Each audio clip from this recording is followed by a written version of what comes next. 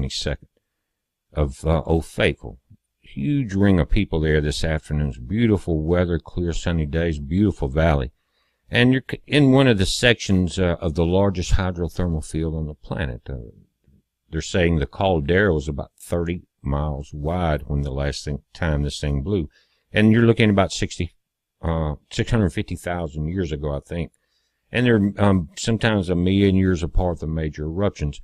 But you can have semi-major events in between that, and it happened not that long ago in 1959. It was followed by another major quake in 1962 in Alaska over a 9-point. But this is live again this afternoon. Guys, think about the energy under here. And what you're seeing again is the teapot setting on the fire effect. You have underground water aquifers, and below that you have, in this case, again, liquid carbonate magma. Much more dangerous than normal magma. As you see in the highlight, Yellowstone volcano elevated earthquake activity during June 2017. Look at that. I think maybe 1,100 quakes. I don't remember the exact number, guys. And these events, these swarms, precede what's called geothermal explosions. This is very minor when you see Old Faithful doing this.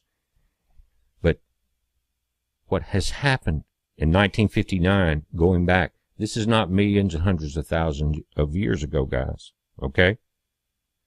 August 17th, 1959, a 7.3 magnitude earthquake devastated Hebgen Lake. Check this out, guys. In overnight, I mean, instantly it started filling up, and I think within the first 30 days, maybe 700 feet deep. Highways were wiped out. Bridges were wiped out. 28 people lost their lives during a much different population situation in our nation. And you can see the crowds there today, a complete ring. Now, these are pictures as the quake happened. Cabins were falling off, highways were blocked, the lake was filled in the top left there. But the stories that are coming out year after year of people that went through this is better than any earthquake movie scenario that you can imagine. And the people that survived and their stories are incredible. And I just want to point out, you don't have to go back that far to have major geothermal activity here. I'd like to read from the Denver Post about a couple of different people's experience that they went through in '59 as they were young and they were camping there. Check this out. Guys, you're looking at an article in the Denver Post, and it's talking about remembering the 1950 earthquake in Yellowstone. And again, the reason I'm doing this is because so many people say it's been millions of years since an eruption. And it has been, I think, maybe 650,000 since something major happened. But this caused 28 lives. It created Quake Lake. It created a couple of days of terror. It tore down highways. It dumped cabins into this valley, created a lake 700 feet deep within 30 days. That's not that far away. You're seeing a black and white photo, but there were color cameras in 1959. I know you don't think so, many of you young guys. But there were, and there's excellent images of the event. But what I want to do is read you an article about some of the people that were there, were trapped there, went through this. And what we're dealing with is a geothermal explosion, not a volcanic eruption that involves magma.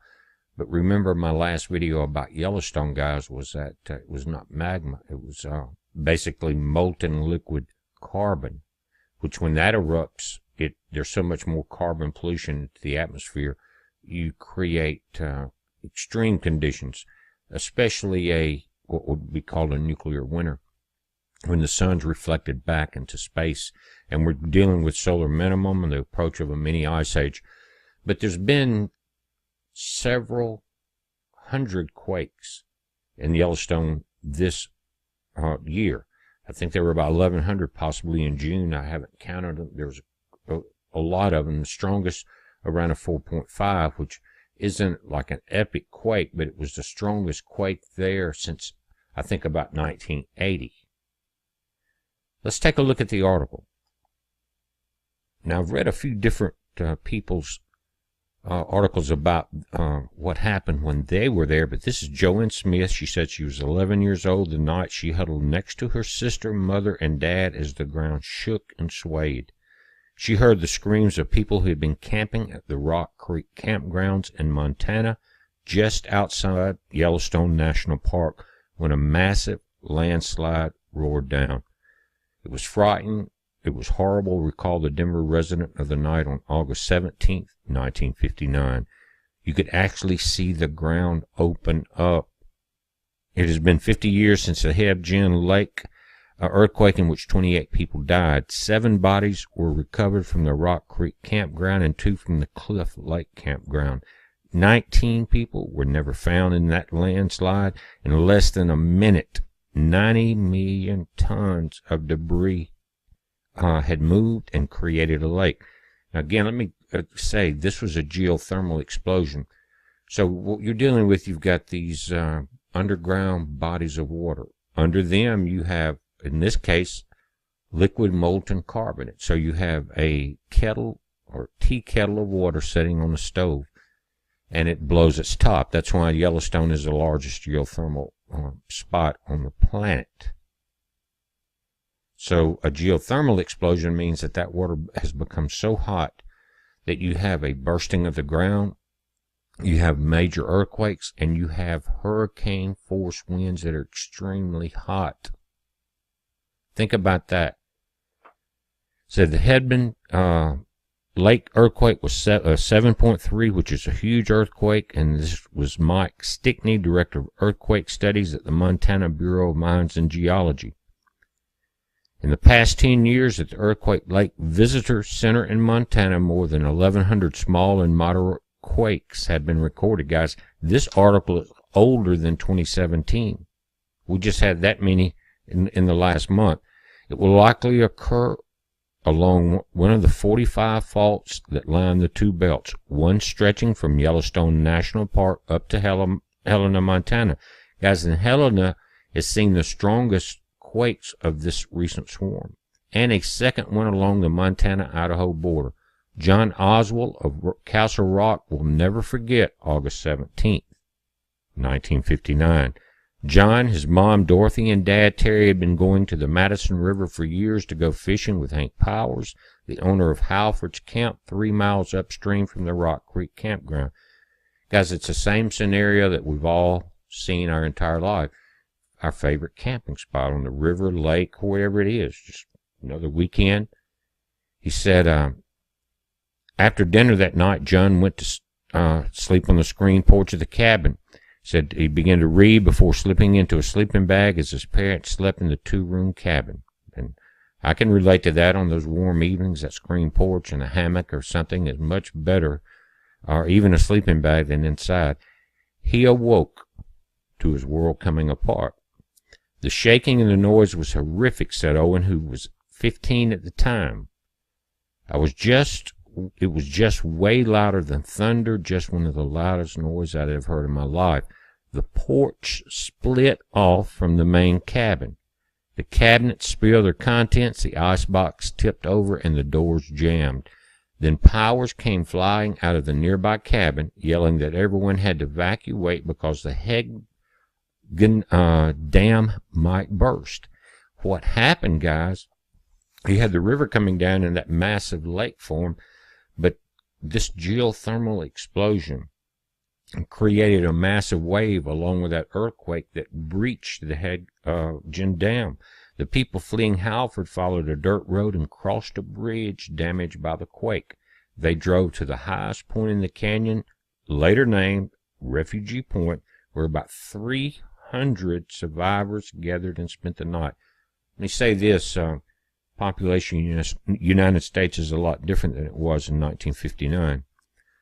Soon they realized that they and the 300 survivors were cut off. In one direction, the highway had slipped under Hebgen Lake, and in the other direction, where the slide had fallen into the Madison River, a giant lake was forming, covering the highway. They were trapped for 36 hours before being rescued. Joanne Smith, her sister 6-year-old Cookie, mother Ann, and father Lewis had been staying at the Beaver Creek campground when the quake struck. The Smith family drove from the Hebgen Dam toward Rock Creek Campground. When boulders blocked their way, Smith drove off-road and as far as the hillside he could. Then he told his girls and wife to climb, climb, climb. It was there, huddled and terrified, the Smith family dodged boulders from the falling mountains. You couldn't make a movie better than this. Below, they saw their cars swallowed by the rapidly rising Quake Lake. A helicopter rescued them the next day. In the morning, it was like we had gone to bed in one world and somebody had picked us up and put us in a different world, said Joanne, who now lives in Denver and goes by her married name. Guys, 1959, that's not several million years ago, but think of the events, think of the population changes. But we had talked about this on the last show I had done with Paul Begley, and there was a lot of questions, and that's why I wanted to go back and talk about this. We're watching it, guys. It's a heads up. Be safe. 30 miles wide when the last time this thing blew. And you're looking about 650,000 years ago, I think. And they're sometimes a million years apart, the major eruptions. But you can have semi-major, as you see in the highlight, Yellowstone volcano elevated earthquake activity during June 2017. Look at that. I think maybe 1,100 quakes. I don't remember the exact number, guys. And these events, these swarms, precede what's called Geo-22nd of Old Faithful. Huge ring of people there this afternoon. Beautiful weather, clear sunny days, beautiful valley. And you're in one of the sections of the largest hydrothermal field on the planet. They're saying the caldera was about the energy under here. And what you're seeing again is the teapot setting on the fire effect. You have underground water aquifers, and below that you have, in this case, again, liquid carbonate magma. Much more dangerous than normal magma. Events in between that, and it happened not that long ago in 1959. It was followed by another major quake in 1962 in Alaska over a 9 point. But this is live again this afternoon. Guys, think about